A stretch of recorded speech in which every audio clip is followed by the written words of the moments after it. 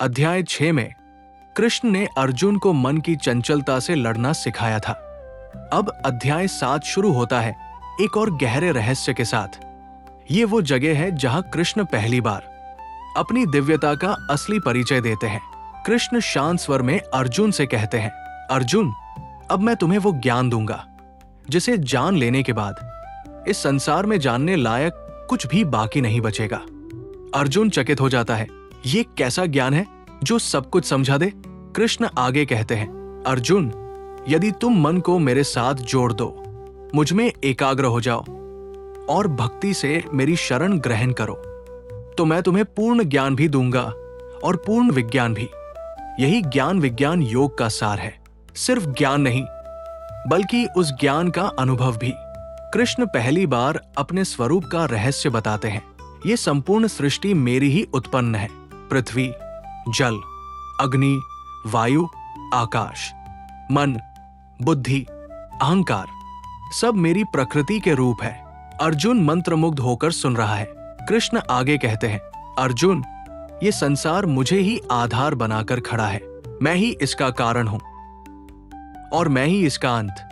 जैसे माला में धागा दिखाई नहीं देता पर सब मनकों को जोड़े रखता है, वैसे ही मैं इस संसार का अदृश्य आधार हूं। कृष्ण अपनी महिमा बताते हुए कहते हैं, अर्जुन, जो जल में मिठास है, जो अग्नि में तेज है, जो चंद्रमा में शीतलता है, जो सूर्य में प्रकाश है, वो मैं हूं।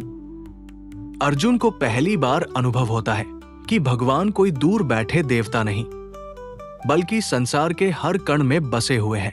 लेकिन कृष्ण एक दुखद सत्य भी बताते हैं, अर्जुन, ये दिव्य ज्ञान सबको नहीं मिलता। बहुत कम लोग मेरी शरण में आते हैं। ज्यादातर लोग धन, शक्ति, सुख और इच्छाओं के पीछे भागते रहते हैं।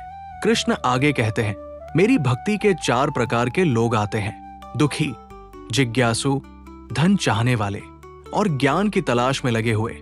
लेकिन उनमें भी सबसे श्रेष्ठ वह है जो मुझे प्रेम से जानना चाहता है, जो मुझसे एक हो जाना चाहता है। अर्जुन पूछता है, कृष्ण, लोग आपको क्यों नहीं पहचान पाते? कृष्ण उत्तर देते हैं, क्योंकि मेरी माया बड़ी शक्तिशाली है। जो लोग अहंकार, इच्छाओं और लोभ में फंसे हैं, वे मुझे नहीं पहचान पाते। लेकिन जो माया को पार कर लेता है, जिसका मन निर्मल हो जाता है, वो मुझे उसी रूप में देख लेता है जैसे मैं हूं।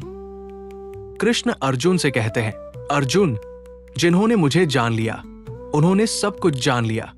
ऐसे लोग जन्म मरण के चक्र से मुक्त हो जाते हैं।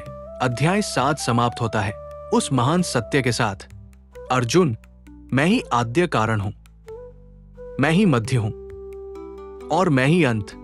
जो मुझे जान लेता है वो संसार के हर बंधन से मुक्त हो जाता है। अब आपकी वीडियो के लिए एंड लाइन। वीडियो देखने के लिए आपका धन्यवाद। अगर आपने पहले के अध्याय नहीं देखे हैं तो उनके लिंक आपको नीचे डिस्क्रिप्शन बॉक्स में मिल जाएंगे। उन्हें जरूर देखें ताकि गीता का ज्ञान और भी स्पष्ट हो सके।